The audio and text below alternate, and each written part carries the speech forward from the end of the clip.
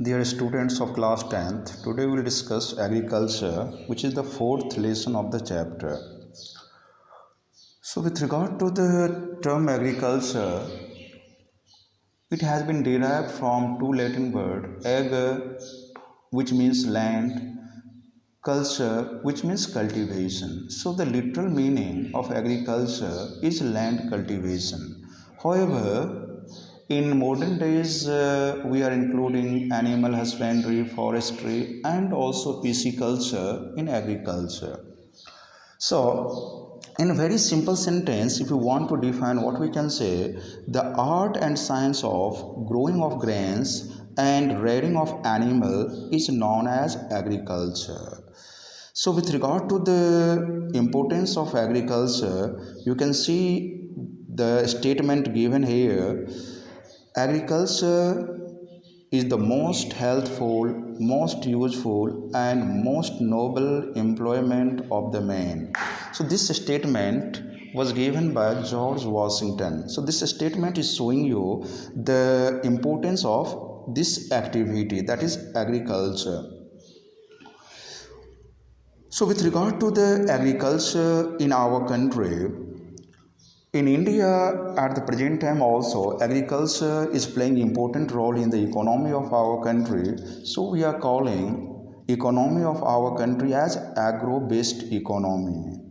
At per your textbook at the present time also, two-thirds of the total population of our country is engaged in agricultural activity, and nowadays about 60 to 65% of the working force is engaged in agriculture sector of our country. After that, we will discuss about the types of agriculture. With regard to the types of agriculture, in India, farmers are practicing different types of farming, different types of agriculture. So, the factors which are influencing agriculture can broadly be classified into two main categories: physical factors, which include soil, climate, relief; economic factors, which include the socio-cultural development of the labor, capital, market, transport. So these are the economic factors, and all these factors have been influencing the type of farming in our country. At present, in different parts of India, following farming systems are practiced: primitive subsistence farming, intensive subsistence farming, and the commercial farming. Now, let us discuss about the different farmings one by one. First, we will discuss about the primitive subsistence farming. So, with regard to the primitive subsistence farming, from name itself we can very easily understand primitive means very old. The type of farming which has been practiced by the farmers since very ancient time, very primitive time. Subsistence in the sense the type of farming which is practiced by the farmer for self-sustenance, means to fulfill the personal need of food.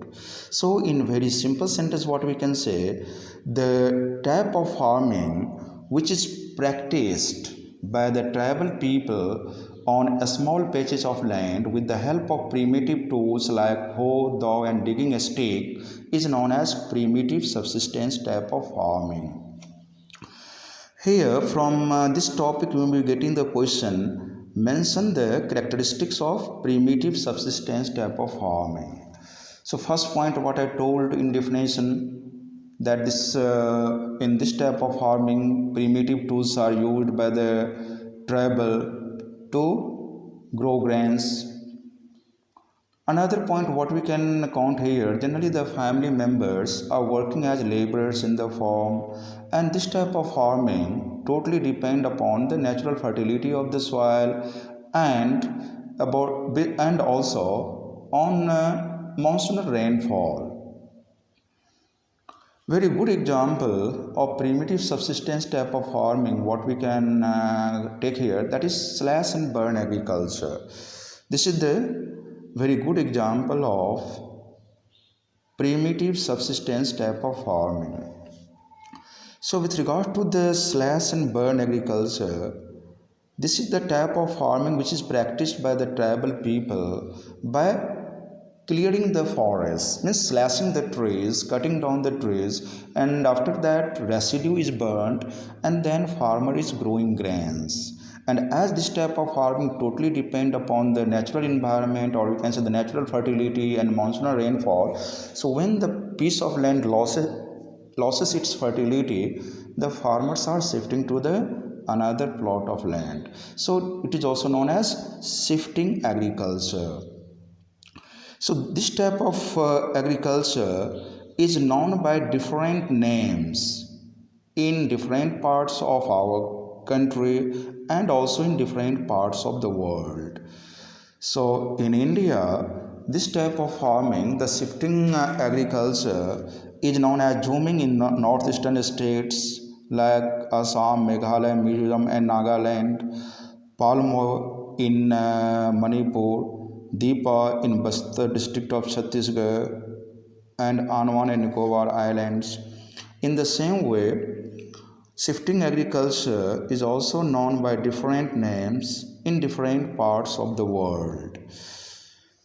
Like it is known as milpa in Mexico and Central America, roca in Brazil, ray in Vietnam. So you will learn by heart all these local names, because in a very short answer type question you may be getting to mention the local names of shifting agriculture. After that we will discuss about intensive subsistence type of farming. So with regard to the intensive subsistence type of farming, this type of farming is practiced in those area or regions or the country where cultivable land is limited and the density of population is very high. You can take the example of Great Northern Plain of India.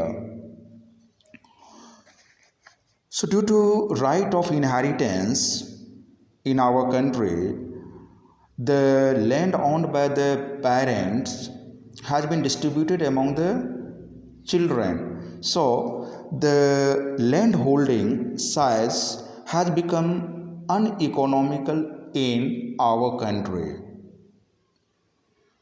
and due to which the output what we are getting, the total output what we are getting from the arable land of our country is very small. Though if we are talking about intensive subsistence type of farming, the per hectare yield is high, but total output what we are getting, that is very less. So now let us discuss about some of the characteristics of intensive subsistence type of farming. Here per hectare yield is high.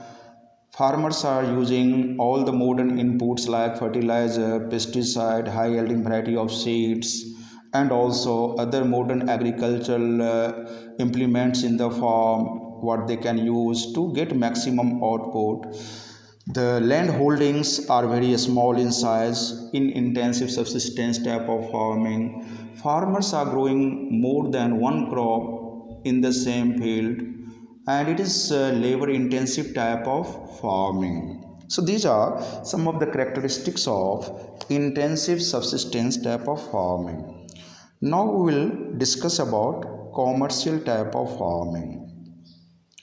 So with regard to the commercial type of farming, in very simple sentence what we can say, this is the type of farming which is practiced by the farmer to sell agricultural produce in the market according to the geographical condition and market requirement of an area. So in commercial type of farming, generally the farmers are using all the modern inputs. It may be in the form of high yielding variety of seeds, chemical fertilizer, insecticide, pesticides to get maximum production. And with regard to the degree of commercialization of crop, that may vary from one area to another. If we take the example of paddy, that is, or you can say the rice, in the state of Punjab and Haryana, it is cultivated as commercial crop. But if we will take the example of Orissa, if we will take the example of Jharkhand, in these states, paddy or rice is cultivated as subsistence crop to sustain their family. After that, we will take one example of commercial type of farming. So plantation agriculture is good example of commercial type of farming. In this type of farming, single crop is grown over a large area, and from that single crop, farmers are able to get agriculture produce for several years. So, with regard to the plantation agriculture, which is an example of commercial type of farming, it is having interface of agriculture and industry. In the sense, as the maximum output is there, production is there, so it is said that it is having interface of industry also. In this type of farming, there is a maximum requirement of capital, so it is said that plantation agriculture or commercial type of farming is capital intensive type of farming. So if you want to count some of the characteristic of commercial type of farming, so what we can count here, first one, land holding is very large. It is done on large scale, and most of the farm activities are carried on with the help of modern machinery. Per hectare production may be less, but total production is very high. This type of agriculture is practiced generally in the developed countries of the world. In India also, some of the plantation crops what we are growing like tea, coffee, rubber, sugar cane, banana, these are the examples of some of the plantation crops what we are growing. So with regard to the tea, it is cultivated in Assam and northern Bengal. Coffee is cultivated in Karnataka. So these are some of the examples of plantation crops which are cultivated in different regions of our country. Now we will discuss about cropping pattern.